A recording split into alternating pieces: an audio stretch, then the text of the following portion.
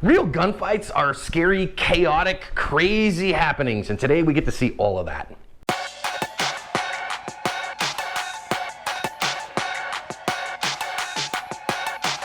Hi everyone, welcome to today's bonus badge cam lesson here at Active Self-Protection. I'm your host, John Correa, and with me as always, Mike Williver. Today's video comes to us from New York City, New York. 09 Solutions is our newest member of the Holster Consortium. They focus on duty gear for law enforcement needs, but also private citizens who are putting stuff on a load-bearing vest. Check out their website at 9holsters.com. This one begins with a surveillance camera here of the initial happenings. So you see the guy running across the street, has had an argument with this guy who you can see in the circle there, who now has went and got a machete. And he is very upset at this guy. I'm not sure what their argument was about, but he is now going to chase this dude around and going to slash him up with that machete. And the video that NYPD put out said they cut this guy pretty good. Now you can see everybody else around kind of seeing what the heck is going on here and trying to stop this guy right here. You can see him there once again. So it looks to me like our victim actually got a hold of the machete. I'm not 100% positive on that. Now our offender here, our perp, who's committed aggravated assault here with a deadly weapon, now he's going to walk off and go run off in his Honda Accord, his old stable chariot there, where the police are going to find him a little ways down the road. They are going to give chase as you would naturally expect. We have badge cam audio from two sources here, so let's listen in.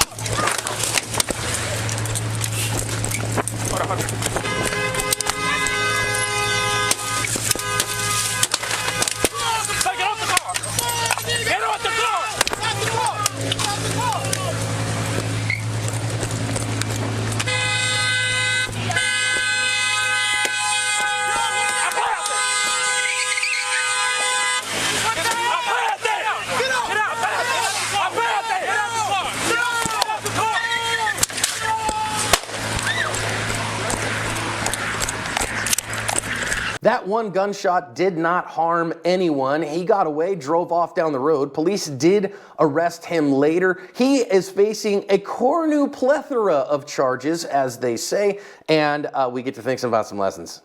I think these stories are really interesting. We do get a good number of law enforcement encounters on the ASP podcast. That we do. We have at least 3 or 4 LE encounters, all of which are really very exciting. So if you want to hear people tell their real life stories of self-defense and how they had to protect themselves and their loved ones, go check it out. Right off the bat here, John, you have to notice there are other people around, and those other people, despite the fact that they're unarmed, thanks to their ruling overlords there in the state of New York, won't let them carry a gun, despite the fact they're unarmed, they're still trying to intervene. They're still trying to come in and help this guy out. They see that he's in trouble, and they're running up unarmed. So just imagine if any one of these people had had the opportunity to have a concealed firearm on their person, this might have ended a lot differently, a lot sooner, and not involved the police at all. And don't think for one second that somebody with a machete who's thinking about running around doing stuff like this doesn't take into account the fact that chances are nobody around him is going to have a firearm. This is why I say good, sane, sober, moral, prudent people should be able to protect themselves with the best tools available, and that involves firearms. Now, okay, let's think about the officer-involved stuff. I'll be honest with you, Mike, this one is really rough to watch, and I have a pretty difficult time all the way, but let's start with the idea of, is this man a deadly threat to the people around him? I think the answer to that is pretty clearly yes. You know, I got to tell you, I used to work what's called pre-primary at San Ysidro and some of these border crossings, and so you are walking up and down through lanes of cars, not unlike this, and more than one occasion you had someone who, say, had dope in their car or illegal aliens or smuggling or something like that, and they felt, oh no, I'm about to get found out, and they would try bashing through these lanes of cars to get out. It is an extremely volatile and dangerous environment to be in. You get pinned between two cars, or he's able to run you over. He could injure you and easily kill you with that car. So this is a really dangerous situation for these officers to be in, no doubt about it. So officers, you find yourself in this kind of chaos. Your first thing has to be, don't put myself in a place where this car is going to be able to pin me with someone else. Put myself in a safe place first. Don't get myself in danger. The officer here, Officer Briganti is standing right in the direction he's most likely to go. And so this is a bad spot to be in. Don't think for a second, if he pops through there, you're going to necessarily have time to get out of the way. That car's going to move a lot faster than you think. So please, please, please, officers, deputies, agents, do not stand in front of a vehicle like this. Don't get too close to the side of it. And what are we doing right now with a phone in our hands? This is just absolutely ponderous to me. I understand if it's a baton or something else that's relevant to what you're doing right now. I don't know why the phone's in her hand. Not a clue. You can get a new phone. Drop that phone. Get it out of your hand and do what you got to do with that pistol. This is unbelievable. And what we're going to see is she actually does put it away before she actually pulls her firearm a second time and takes the shot that is in view here. So we see people hold things in their support hand all the time. You have to train yourself. Please hear me, everyone, law enforcement, private citizens. Train yourself to drop what's in your support hand. Train yourself to get rid of it. And I get it. We're really trained not to drop our phones. Phone's a very valuable thing and we don't want to drop it. Great. Stick it in your pocket. Put it in your vest. Tuck it, do it like you would a retention reload or something weird like that and stuff it inside your tactical vest or whatever. But get the freaking phone out of your hand. Absolutely. Please do.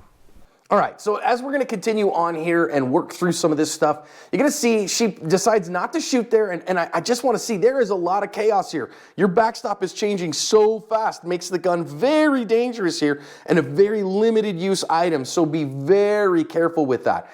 And of course, what's going to happen, as we see, is that she once again puts herself in front of the car, which is a dangerous place to be, and when this guy's going to decide to come right at her, she is going to decide, okay, but I am going to stop here for a minute, Mike, because there's one of two things here. She is pointing at the moment that the shot breaks here at the front right tire of the vehicle. So either she is egregiously bad as a shot, so she has done zero marksmanship training, or she is purposefully trying to shoot the tire out here. Either one of those, in my opinion, is wildly inappropriate because using a firearm to shoot a tire out is a almost recklessly dangerous thing to do in this kind of environment. Please, officers, hear me. Don't ever try to do this. I just think that it is a bad tactics in the extreme because clearly it didn't work in any capacity and it was very dangerous for everyone. Besides which, this guy's very determined, obviously. He's not worried about injuring other people to get away. I don't think a flat tire is going to dissuade him. I'm sure it's a front-wheel drive Honda Accord. The other tire still works. Even if they don't, I've seen people run for miles on bare rims. So this tactic is just absolutely foolish. Had that round, skidded off that, the brake pads or whatever, or off the wheel and injured somebody else, she'd be liable for that. So I don't understand. I guarantee you NYPD did not train her to shoot at tires. Okay, well, but let's not let the others off here, because the next thing we see is this officer, Officer Rodriguez's body-worn camera here, and Officer Rodriguez has decided to use the butt plate of his Sig Sauer in order to try to break the glass, which I have seen these kinds of things cause negligent discharges. I have also seen them cause malfunctions in the firearm because you hit that base plate hard enough and it'll pop off the magazine, and now it will dump all of your beans on the ground, and that's a bad day as well. Never, ever, ever, ever use your firearm as an impact device. That's not what it's designed for. I understand you're under stress. I get it. But what an ounce of prevention, right, in this situation, is a little $5 thing that goes on your keys. It's called a window punch. It will absolutely break the window every single time. Look it up in your Gauls catalog or even on Amazon. A little seatbelt cutter window punch will save all of this because, generally speaking, the business end of a collapsible steel baton is not very effective. The butt plate of your gun, you said it all about the butt plate of the gun. I can't believe what I'm seeing, even under stress. But if you don't have a window punch and you have a collapsible steel baton, the grip end of it, the end cap end of it, directly and forcefully into the corner of the window, not the middle of it. The middle is where it's the strongest, believe it or not. Down in the corner of the window, that's where you want to hit it if you don't have a window punch. But a window punch, one hit, that whole thing shatters and the window is now not an issue anymore. But I guess we don't have window punches. Well, and again, so we don't have that. Use the right tool for the job and use it in the right way. Know how to do that. I also want to stop here at the end, Mike, and recognize where we put ourselves. So you see the officer that fired is on the far left here. We see another officer has his gun out here in the front. And really what we have here is a Taliban quinceañera. What we've got here is we've got the world's worst backstop, the circular firing squad, as it were. And if you got a gun in your hand, you got to worry about everybody around you and thinking about, wait a minute, where are my friends and how do I not get in a place where one of them puts a bullet in me or I in them? Yeah, don't get in front of the car. Not even off to the side. Again, I know you might think that you'll have time to jump out of the way if he spurts through these cars and gets free. You're risking your life. You're gambling your life that you're going to be quick enough and have the right reflexes. A, that you're going to know which direction he ends up going, and B, how fast he can get out of there and how quickly that car can move a lot faster than you think.